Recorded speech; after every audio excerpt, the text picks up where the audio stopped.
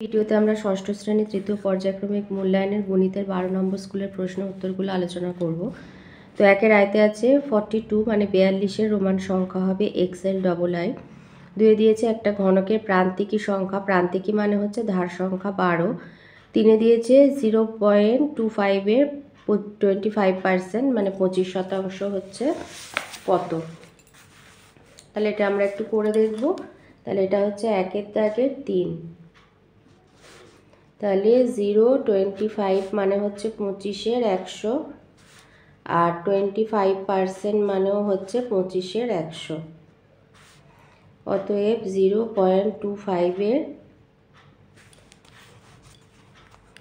25% সমান হচ্ছে 25/100 গুণ 25/100। 25 25 হয় 625 আর 100 100 10,000। তাহলে 1 2 3 4, তার মানে 0.0625 মানে এইটা। চারেতে দিয়েছে সকাল 6টার সময় ঘড়ির ঘন্টার কাঁটার মিনিটের কাঁটার মধ্যে উৎপন্ন কোণ 180 ডিগ্রি। 5-এ দিয়েছে কোন সালটা লিপ ইয়ার। তো যে সালগুলো এখানে যেটা 4 দ্বারা বিভাজ্য সেই সালটা লিপ ইয়ার, তো সেই হিসাবে 2016। 6-এতে দিয়েছে এই সংখ্যাটির বর্গমূলের এককের ঘরের অঙ্ক হবে 8। 7-এ দিয়েছে 2013 সালের অক্টোবর মাসের 11 তারিখ শুক্রবার হলে ওই বছর গান্ধী জয়ন্তী। গান্ধী জয়ন্তী মানে হচ্ছে 2রা অক্টোবর। 2রা অক্টোবর কী বার ছিল? বুধ, মঙ্গল, সোম না রবিবার? মানে এটা এই হিসাবে করবে যে তোমার মাসের 1 তারিখ যে বার হয় তার এক সপ্তাহ পরে 7 তারিখও সেই বারই আসে। তো 11ই অক্টোবর যদি শুক্রবার হয় তাহলে 11 থেকে 7 মাইনাস করলে হয় 4। 4ই অক্টোবরও শুক্রবার হবে, তাহলে 3রা অক্টোবর হবে বৃহস্পতিবার আর 2রা অক্টোবর হবে বুধবার। 2রা অক্টোবর মানেই হচ্ছে গান্ধী জয়ন্তী, তাহলে গান্ধী জয়ন্তী হবে বুধবার। 8-এ দিয়েছে বৃত্ত যে বক্ররেখা দ্বারা সীমাবদ্ধ তার নাম পরিধি। 9-এ দিয়েছে 3-এর বর্গের বর্গমূল হবে 3। 3-এর বর্গ হলো 9, 9-এর বর্গমূল হবে 3। 3-এর স্কোয়ার বা 3-এর বর্গ হলো 9, 9-এর বর্গমূল হলো 3। 10-এ দিয়েছে একটি তল দিয়ে তৈরি ঘনবস্তু হচ্ছে বল। 2-এর আয়তে আছে পড়ার বই এবং গল্পের বইয়ের অনুপাত 4:3 হলে পড়ার বই 24টা হলে গল্পের বইয়ের সংখ্যা কত?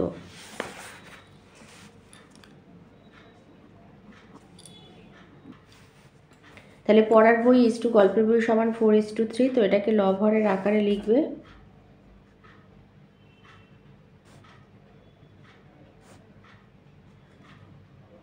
পড়ার বই বাই গল্পের বই সমান 4/3। এবার আমাদের পড়ার বই বলেছে 24টি, তাহলে উপরে লিখবে 24, নিচে গল্পের বই।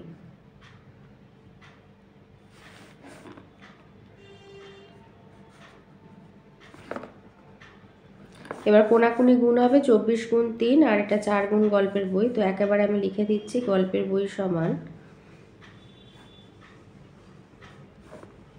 24 গুণ 3/4। এবারে কাটাকুটি করলে এটা 6, 3 6 18, 18টি।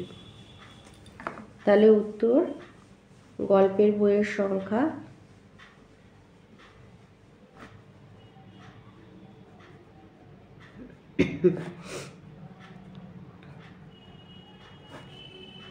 18টি।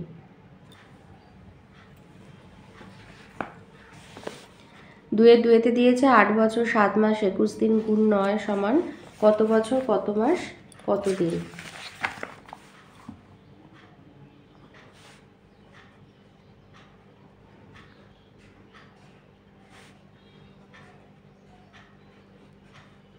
তো আগে 9 দিয়ে গুণ করে দেবে। 9 একে 9, 9 দুগুণে 18, এতদিন। 7 9 63 মাস আর 72 বছর। এবার এটাকে একটু ভাঙবে। 63 মানে 60 যোগ 3 মাস, 60 মাস মানে 2 বছর। আর এখানে হচ্ছে 180 যোগ 9 দিন, তাহলে 101 মাস সমান হচ্ছে 30 দিন। তাহলে 30 দিনে যদি 1 মাস হয়, 30 দিন সমান 1 মাস, তাহলে 180 দিন সমান 180/30 সমান হচ্ছে 6 মাস। ওরকম 12 মাস সমান 1 বছর, তাহলে 60 মাস সমান হচ্ছে 60/12 মানে 5 বছর।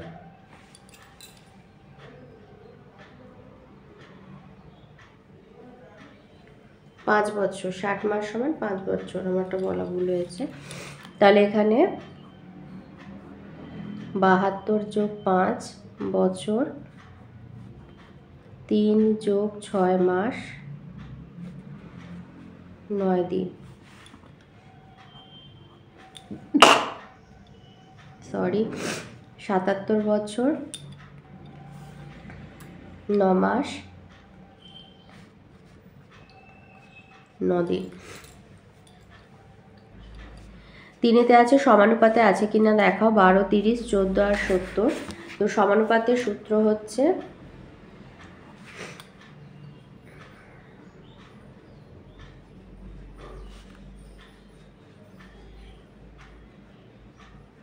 হতে গেলে প্রথম পদ গুণ চতুর্থ পদ সমান দ্বিতীয় গুণ তৃতীয়।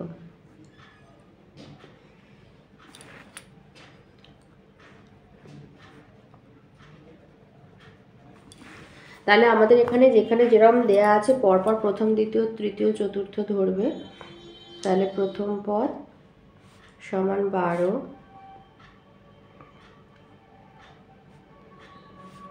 30,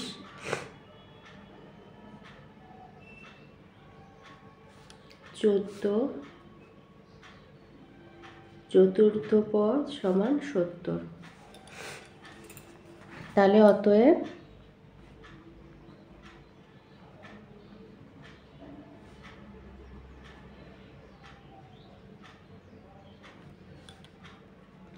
12 গুণ 70, 7 12 84, 840,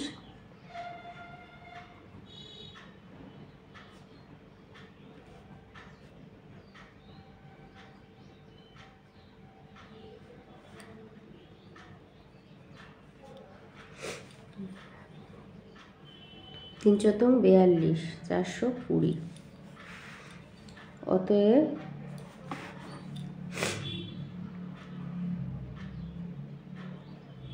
প্রথম পদ গুণ চতুর্থ পদ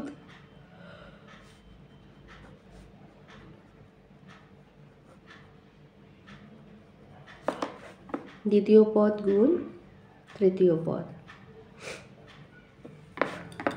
অতএব 12, 30, 14, 70 এরা সমানুপাতে নেই।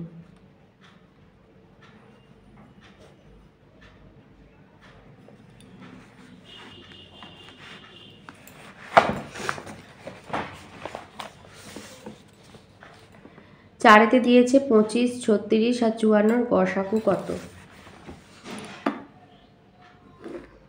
24, 36, 54, 2, 12, 18, 27, 3, 4, 6, 9 আর যাচ্ছে না। অতএব গসাগু সমান, গসাগু মানে সবগুলোকে ভাগ করতে হবে, মানে ভাগ করলে মিলে যেতে হবে 6।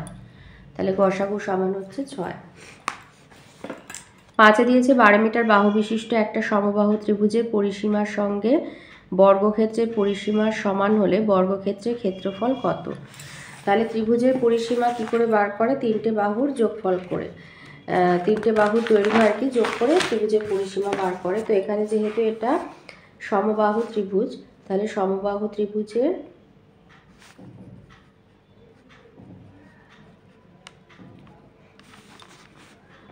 একটি বাহুর দৈর্ঘ্য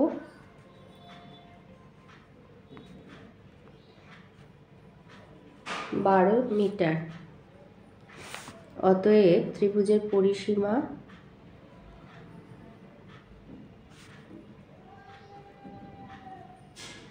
যেহেতু তিনটে একই তাই 12 তিনবার যোগ না করে 3 গুণ 12 মিটার করে দেবে, তাহলে 3 12 36 মিটার।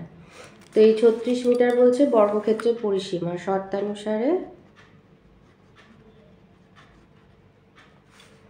ত্রিভুজের পরিসীমা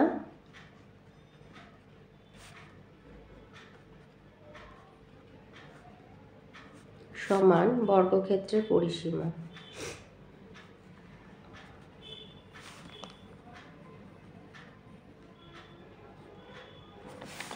অতএব বর্গক্ষেত্রের পরিসীমা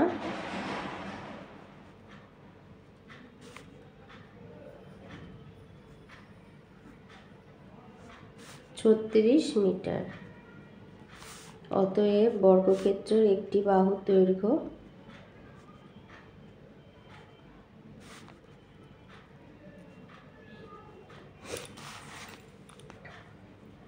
36 মিটার ভাগ 4, তার মানে 4 9 36, 9 মিটার। অতএব বর্গক্ষেত্রের ক্ষেত্রফল বাহু গুণ বাহু 9 গুণ 9 বর্গ মিটার, তার মানে 81 বর্গ মিটার। তাহলে উত্তর লিখে দেবে যে বর্গক্ষেত্রের ক্ষেত্রফল 81 বর্গ মিটার।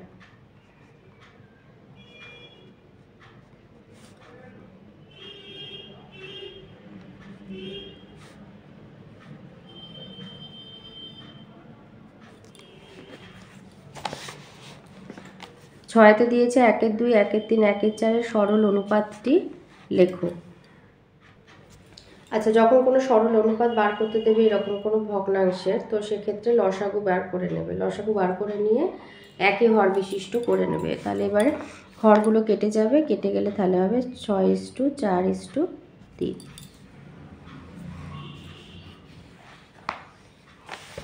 সাথেতে দিয়েছে অনিলবাবু তার মাসিক আয়ের 22% বাড়ি ভাড়া দেন। তিনি যদি প্রতি মাসে 1870 টাকা বাড়ি ভাড়া দেন, তার মাসিক আয় কত?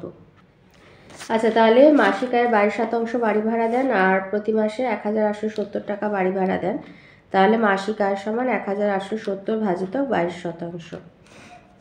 তার মানে 1870 ভাগ 22-এর 100 আর 1870 গুণ 122। তো এটা 11 দিয়ে কাটছে, 11 দুগুণে 22, আর এটা কাটলে হচ্ছে 170, আর 170কে 2 দিয়ে কাটলে 85, তার মানে 8500 টাকা। তাহলে মাসিক আয় হচ্ছে 8500 টাকা। সাথে দিয়েছে রম্বস এবং বর্গক্ষেত্রের পার্থক্য লেখো। রম্বস আর বর্গক্ষেত্রের পার্থক্য লিখবে। রম্বসের কোনো কোণই সমকোণ নয়, বর্গক্ষেত্রে 4টি কোণের প্রত্যেকটি সমকোণ। রম্বসের কর্ণদ্বয়ের দৈর্ঘ্য পরস্পর অসমান আর বর্গক্ষেত্রের কর্ণদ্বয়ের দৈর্ঘ্য পরস্পর সমান।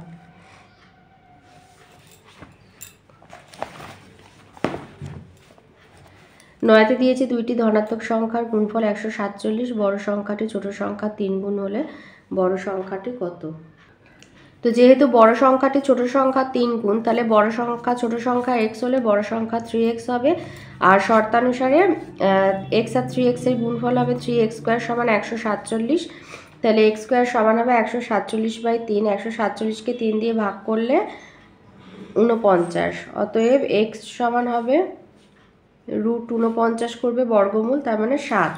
অতএব বড় সংখ্যা সমান 3x সমান 3 গুণ 7 সমান 21, ও ছোট সংখ্যা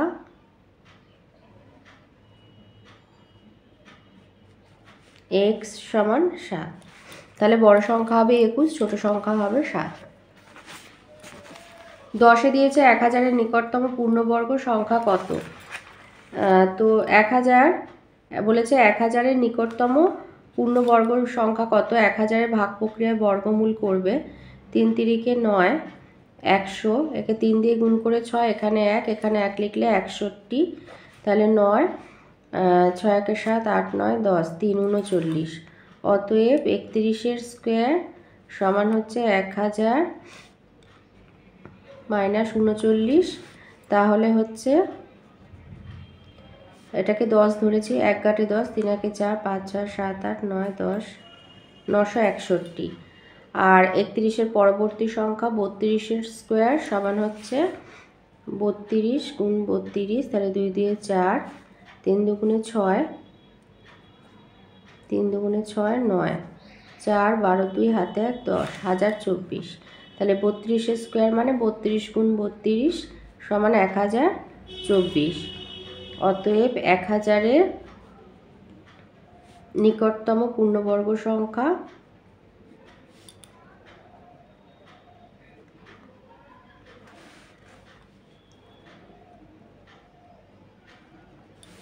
সমান 1024।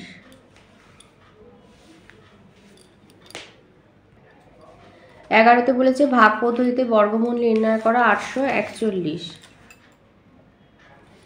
841 জোড়া তৈরি করবে, 8টাকে আলাদা রাখবে, 41কে রাখবে। তো 3 তিরিকে যেহেতু 9, 2 দুগুণে 4 নেবে, 8 থেকে 4 বিয়োগ হলে 4, 41 নামলো। 2কে 2 দিয়ে গুণ করে হচ্ছে 4, 2 দুগুণে 4,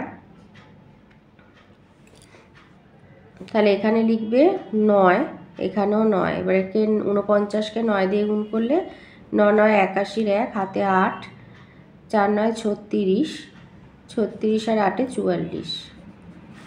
তাহলে অতএব রুট 841 সমান হচ্ছে 29 গুণ 29 সমান হচ্ছে 29। তাহলে 841-এর বর্গমূল হবে 29। 12তে দিয়েছে দুটি সংখ্যার লসাগু আর গসাগু যথাক্রমে 280 এবং 8 হলে আরেকটি সংখ্যা 56 হলে তাহলে অপর সংখ্যাটি কত? তাহলে আমরা জানি দুটি সংখ্যার গুণফল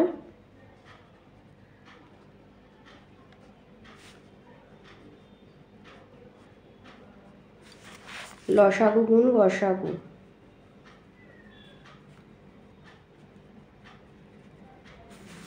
তাহলে লসাগু হচ্ছে 280, গসাগু 8,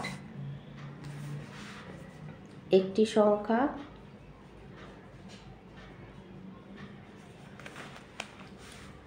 56। অতএব অপর সংখ্যা সমান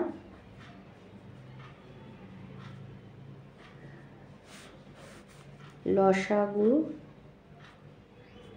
গুণ গসাগু ভাজিতক একটি সংখ্যা। এটাকে আমরা সূত্রের আকারে এইভাবে লিখে নিতে পারি। তাহলে সমান হবে 280 গুণ 8 বাই 56। 8 আর 56 কাটলে 7, 7 আর 280 কাটলে 40। তাহলে অপর সংখ্যা হচ্ছে 40।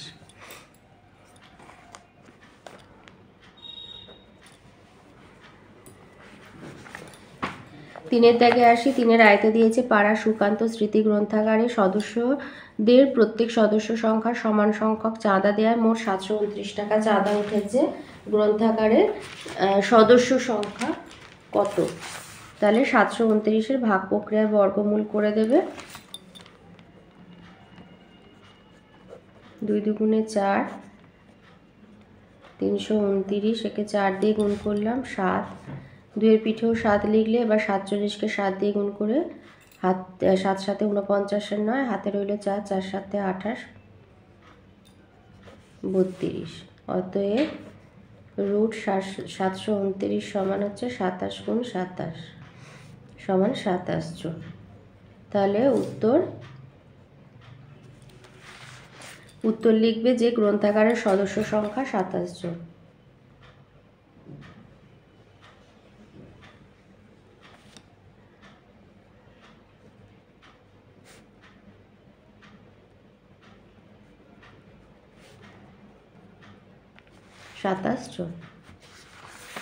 দুয়েতে দিয়েছে 5 অঙ্কের বৃহত্তম সংখ্যা নির্ণয় করো যাকে 16, 24, 30, 36 দিয়ে ভাগ করলে প্রতি ক্ষেত্রে 10 ভাগশেষ থাকবে। তিনের 2-এর দাগের অঙ্কটা বলেছে 5 অঙ্কের বৃহত্তম সংখ্যা নির্ণয় করতে হবে যেটা 16, 24, 30, 36 দিয়ে ভাগ করলে প্রতি ক্ষেত্রে 10 ভাগশেষ থাকবে। তাহলে 16, 24, 30 আর 36-এর লসাগু বের করবে। লসাগু হচ্ছে 720, এখানে লসাগু বের করে হয়েছে 720। 5 অঙ্কের বৃহত্তম সংখ্যা মানে আমরা জানি 5টা নয়, মানে 99,999। এবার এই 5 অঙ্কের বৃহত্তম সংখ্যাকে 720 দিয়ে ভাগ করবে, তাহলে ভাগশেষ বেরোচ্ছে 639। 5 অঙ্কের বৃহত্তম সংখ্যা থেকে 639 বিয়োগ করে যে সংখ্যাটা পাবে তার সাথে 10 যোগ করে নির্ণয় সংখ্যাটা বার করে নেবে। অতএব নির্ণয় সংখ্যা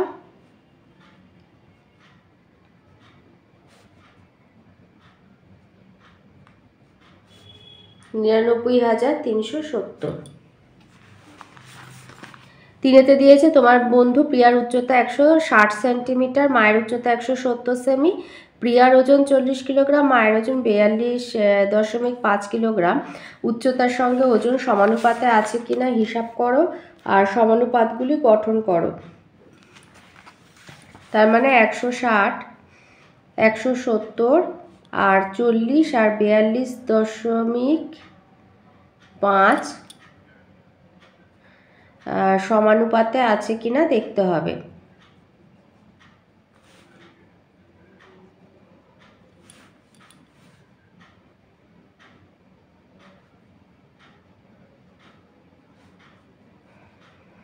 তাহলে অতএব প্রথম পদ সমান প্রথম পদ গুণ চতুর্থ পদ 160 গুণ 42.5। তো 160-এর একটা শূন্য বসালে 5 ষোলং হচ্ছে 80, 16 5-এ 80, শূন্য হাতে রইল 8, 16 দুগুণে 32, 32 আর 8-এ হচ্ছে 40, শূন্য হাতে রইল 4, 16 4-এ 64 আর 4-এ 68, 68। তাহলে 1। আর দ্বিতীয় গুণ দ্বিতীয় পদ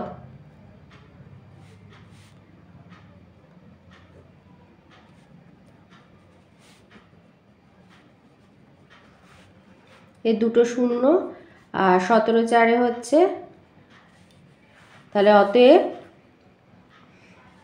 প্রথম পদ গুণ চতুর্থ পদ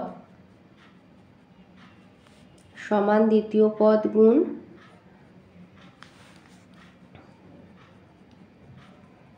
তৃতীয় পদ। অতএব 160:170 সমানুপাত 40:42.5।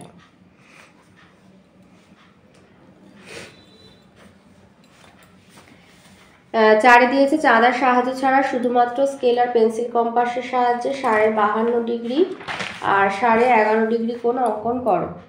52.5 মানে হচ্ছে 105 ডিগ্রি কোণ আঁকতে হবে। 105-এর হাফ হচ্ছে 52.5, তাহলে 105 আঁকতে গেলে তোমাকে আগে 90 ডিগ্রি কোণ আঁকতে হবে।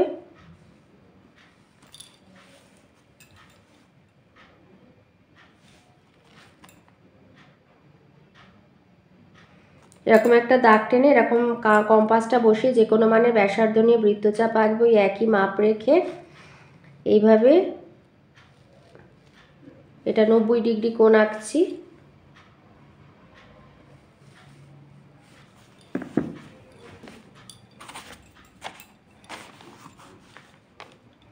তাহলে এখান দিয়ে আমার 90-এর দাগটা যাবে, এটা হলো 90 আর 90 আর এটা হচ্ছে 120, তাহলে এই 30 ডিগ্রি এটাকে সমদ্বিখণ্ডিত করলে 105 পাবে।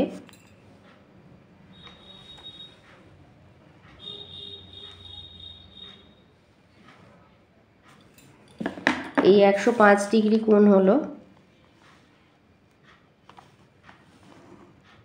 এবারে এই 105-এর এখান থেকে এই মাপটা নিয়ে এটাকে সমদ্বিখণ্ডিত করে দিলে 52.5 ডিগ্রি কোণ পেয়ে যাবে।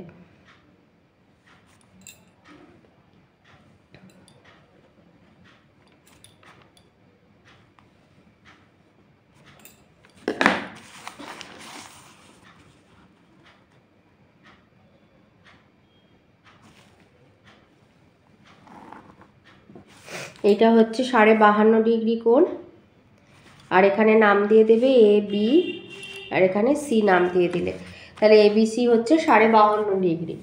এবার বলেছে 11 ডিগ্রি, 22.5 ডিগ্রি হয়। তো 22.5টাকে মোটামুটি হাফ করে নিলে 11.5 হয়। 11.5কে তুমি যদি পূর্ণ সংখ্যায় নিয়ে যেতে চাও তাহলে ওটা তোমার হচ্ছে 11.5 মানে 11.5, 23 হয়, 23 ডিগ্রি কোণ হয়। তো এখানে চাঁদার সাহায্য ছাড়া যেহেতু বলেছে, তো এখানে 45কে হাফ করলে 22.5 হয়। তো 22.5টাকেই হাফ করে 22 মানে 22-এর হাফ হচ্ছে ধরো 11।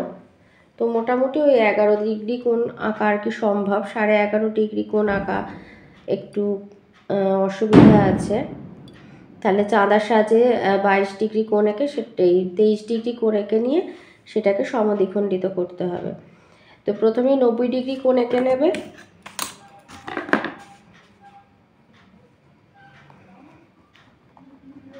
এই 90 ডিগ্রি কোণ এঁকে দিলে এখানে নাম দিলে বিসি। এবারে 90টাকে সমদ্বিখণ্ডিত করলে পাবে 45, এই মাপটাকে নিয়ে এটা পাচ্ছ 45 ডিগ্রি কোণ।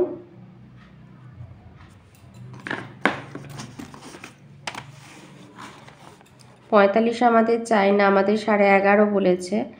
45-এর হাফ করলে পাবো 22.5। এটা হচ্ছে 22.5 ডিগ্রি কোণ, ধরো এখান দিয়ে যাচ্ছে। এবার 22.5টাকে হাফ করলে এই মাপটাকে নিয়ে 22.5টাকে হাফ, এটা হচ্ছে 45 ডিগ্রি, 45কে হাফ করলে 22.5 পাবো। এইটা হচ্ছে 22.5 ডিগ্রি কোণ। আর 22.5-এর এইটাকে হাফ করে দিলে 45, এই সরি 11.5 ডিগ্রি, 11 ডিগ্রি মোটামুটি ওই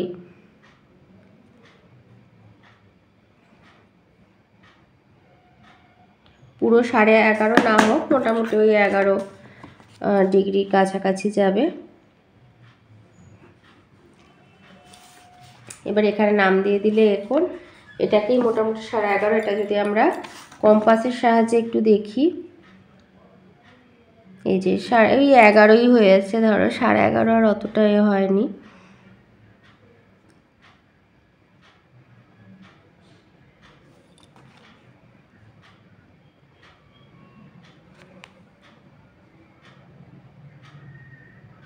ওই 11 মতোই হয়েছে। তো 11.5 পুরোটা সম্ভব হয়নি, তো এটা 11 ডিগ্রি, ওই 11.5 এরকমভাবে লিখে দেবে এবিসি। 11.5টা করা একটু ডিফিকাল্ট আছে, ওটা চাঁদার সাহায্যে 23 ডিগ্রি করে সমদ্বিখণ্ডিত করলে তবে আর কি 11.5টা সম্ভব, নইলে আমি দেখলাম ওইভাবে সম্ভব নয়। তো যদি সম্ভব হয় অবশ্যই জানাবে। 5-এতে দিয়েছে স্কেলার কম্পাসের সাহায্যে 8 সেন্টিমিটার দৈর্ঘ্যের সরলরেখা অংশকে সমান 4 ভাগ করো। তো প্রথমে এইভাবে একটা 8 সেন্টিমিটার মাপের সরলরেখা অংশ এঁকে নেবে।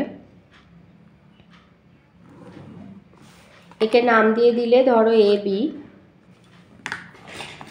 এবার তোমরা অবশ্যই পেন্সিল ব্যবহার করবে, পেন্সিলে কালিটা একটু হালকা হয় বলে পেন ব্যবহার করছি। তো মাঝখানে থেকে একটু বেশি দূর নিয়ে ওপরে একটা বৃত্তচাপ আঁকবে। এটাকে মানে প্রথমে সমদ্বিখণ্ডিত করে নেবে, আবার কম্পাসটা ঘুরিয়ে নিয়ে এটাকে ছেদ করে দেবে। এবার এটা জুড়ে দেবে এই ছেদ বিন্দুগুলো। এবার ধরো এই যে মধ্যবিন্দুটা পেলে তার নাম দিলে ও, এ ও আর ও বি মাপ নিয়ে নেবে, একই মাপ হবে।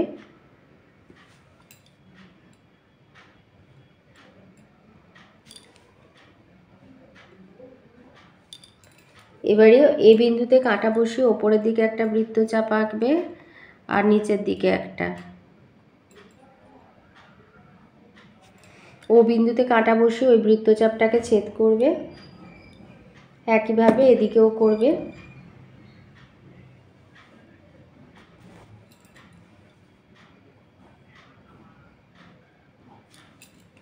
বি বিন্দুতে কাঁটা বসিয়ে আবার এই বৃত্তচাপটাকে ছেদ করবে। এই যে ছেদ বিন্দুগুলো এবার জুড়ে দেবে, দিলে এটা সমান 4 ভাগ হয়ে যাবে আর নাম দিয়ে দেবে।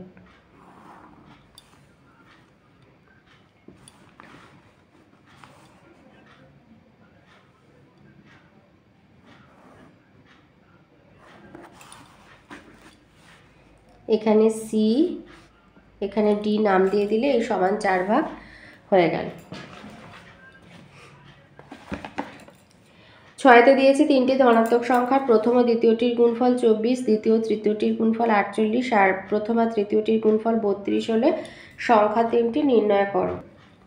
তো এখানে যেহেতু প্রথম আর দ্বিতীয় সংখ্যা বলে উল্লেখ করেছে, তো তোমরা এভাবেও করতে পারো যে ধনাত্মক সংখ্যা তিনটে, প্রথম সংখ্যা দ্বিতীয় আর তৃতীয় সংখ্যা।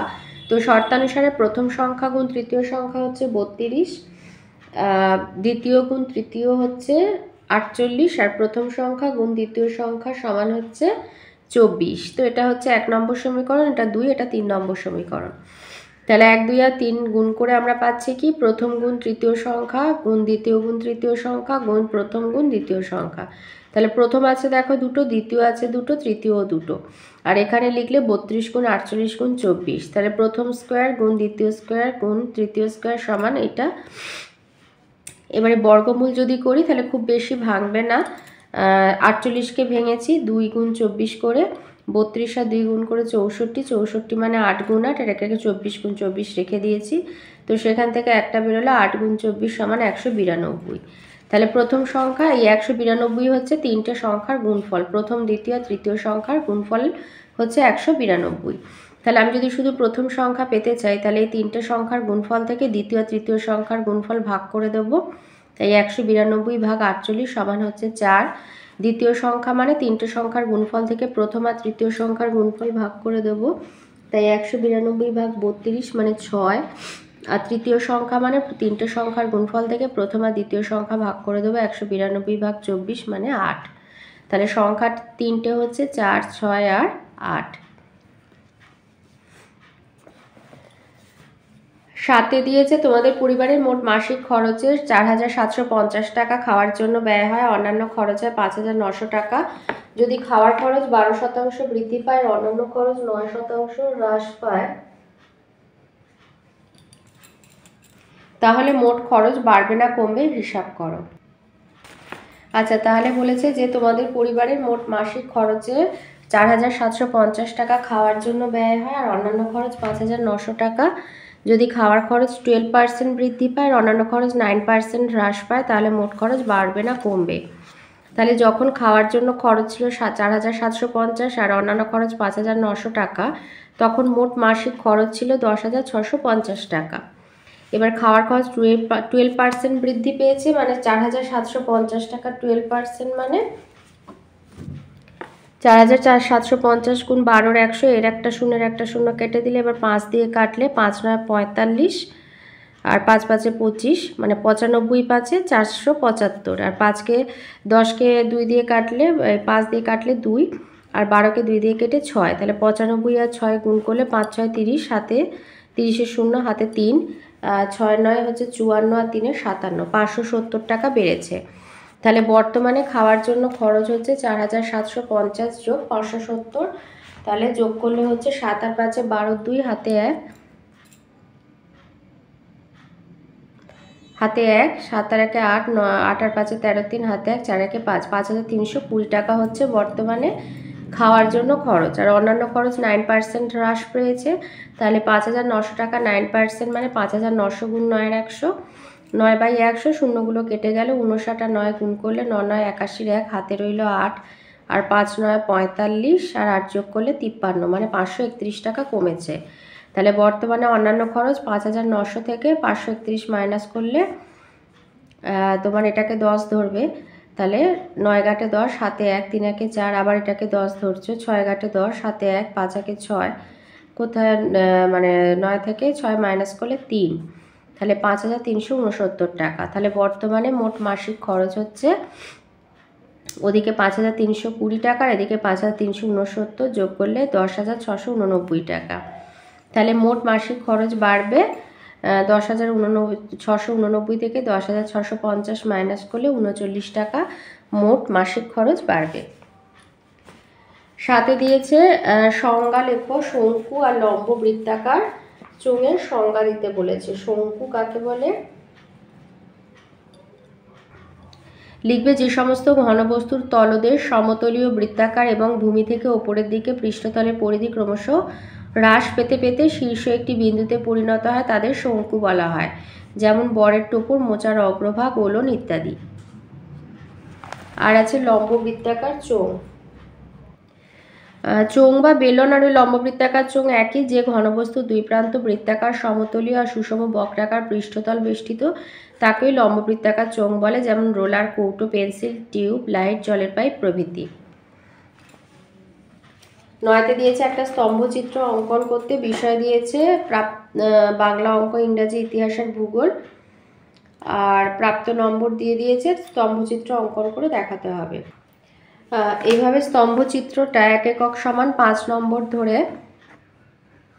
নিচে বিষয়গুলো রাখবে, আর এখানে 5, 10, 15, 20 করে স্কেলটা তৈরি করে এইভাবে স্তম্ভচিত্রটা করে নেবে। 10এতে দিয়েছে নিতুর বোনের বয়স 2 বছর 7 মাস 12 দিন ছিল। নিতুর বয়স তার বোনের বয়সের 3 গুণ। নিতুর এটা বোনের বয়স, আর নিতুর বয়স হচ্ছে তার বোনের বয়সের 3 গুণ। তাহলে নিতুর বয়স কত? তো এই বয়সটাকে 3 দিয়ে গুণ করে এবার বছর মাস দিনগুলোকে আমরা অ্যাডজাস্ট করে নেব। তো এইভাবে আগে গুণ করবে। 12 দিনে হচ্ছে 36 দিন, 3 7 21 মাস, আর 3 দুগুণে 6 বছর। তাহলে 21 মাস তো হয় না, 12 মাসে 1 বছর হয়। তাহলে 12 আর 9 যোগ করলে হয় 21, আর 36 হচ্ছে 30 যোগ 6, 30 দিন মানে 1 মাস। তাহলে 12 বছর মানে হচ্ছে 1 বছর, 6 যোগ 1 বছর, আর 30 দিন মানে 1 মাস। তাহলে 9 যোগ 1 মাস 6 দিন, তাহলে 7 বছর 10 মাস 6 দিন। অতএব উত্তর লিখবে নিতুর বয়স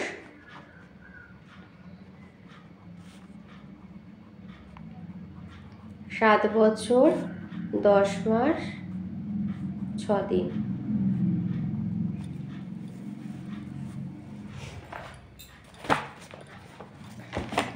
11তে দিয়েছে বিশাখার শ্রেণীর 30 জন ছাত্রীর ভূগোলের প্রাপ্ত নম্বর দেওয়া হয়েছে। এবার ট্যালিমার্কের মাধ্যমে একটা বিভাজন তালিকা তৈরি করতে হবে। প্রাপ্ত নম্বর, ট্যালিমার্ক আর ছাত্র সংখ্যা বলে তৈরি করবে। আচ্ছা, এইভাবে ট্যালিমার্কটা প্রাপ্ত নম্বর, ট্যালিমার্ক এবং ছাত্র সংখ্যা করে এইভাবে লিখবে। যেমন 5 পেয়েছে একজন, তারপরে হচ্ছে তোমার 61 পেয়েছে দুজন, 80 পেয়েছে 3 জন, 73 আছে 2 জন পেয়েছে, 42 পেয়েছে 2 জন, বাকি রকম সব একজন আছে। এখানে যেমন 53 হচ্ছে 2 জন। তো এইভাবে করবে। এবার ছাত্র সংখ্যাটা যোগ করে দেখে নেবে যে তোমার ছাত্র বা ছাত্রী সংখ্যা যোগ করে দেখে নেবে যে 30 জন হচ্ছে কিনা। যদি 30 জন হয় তাহলে জানবে হিসাব ঠিক আছে। 12টাকে একটা সরল করতে দিয়েছে, তো এই সরলটা করবে। তো প্রথমে এখানে একটা রেখা বন্ধনী, এই কাজটা আগে করব আমরা। তো এখানে বাকিগুলো যেগুলো আছে সেগুলো এভাবে নামিয়ে নেবে। 3 আর 6 লসাগু হয় 6, তো এখানে 6 লিখে দিলাম। এবার যেহেতু এর হর 3, তাই এখানে 2 বিয়োগ 1, আবার প্রথম বন্ধনী, দ্বিতীয় বন্ধনী, তৃতীয় বন্ধনী দেবে।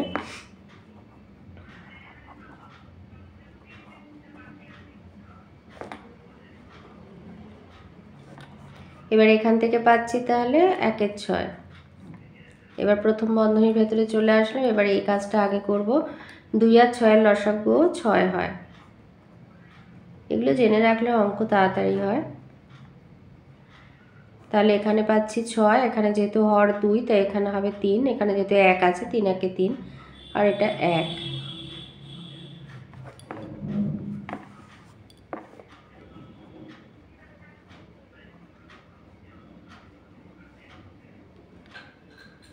আর এখানে তোমার ভগ্নাংশ মানে বন্ধনীর মাঝে কোনো চিহ্ন নেই, মানে গুণ বা এর দেবে। তো আমি এখানে গুণ দিলাম 6। এবার এটা দ্বিতীয় বন্ধনীর মধ্যে চলে আসলাম, গুণের কাজটা আগে করব। 2 2 কেটে গেল, তাহলে 1 বিয়োগ 1 এর 2 ভাজিতক এখানে চলে আসলো 2 বিয়োগ 1 এর 6। তো পূর্ণ সংখ্যা আর ভগ্নাংশের মধ্যে তো আর মানে লসাগু করার দরকার হয় না। তাহলে এটা হচ্ছে 1 এর 2 ভাজিতক এখানে হর হবে 6 বিয়োগ 2 আর 6 গুণ করে এখানে 12, এখানে 1। তাহলে এখানে পাচ্ছি 1 বিয়োগ 1 এর 2 ভাজিতক এখান থেকে পাচ্ছি 11 এর 6। তৃতীয় বন্ধনীতে চলে আসলাম, 1 বিয়োগ 1 এর 2 ভাগটা গুণ হয়ে গেল, 11 এর 6 উল্টে 6 এর 11 হয়ে গেল। 6 আর 2 কাটলাম 3, তাহলে হচ্ছে 1 বিয়োগ 3 এর 11। আবার পূর্ণ সংখ্যা 11, 11 বিয়োগ 3, তার মানে হচ্ছে 7 আর 3 10 হয়, 8 এর 11। এই হচ্ছে অ্যান্সার।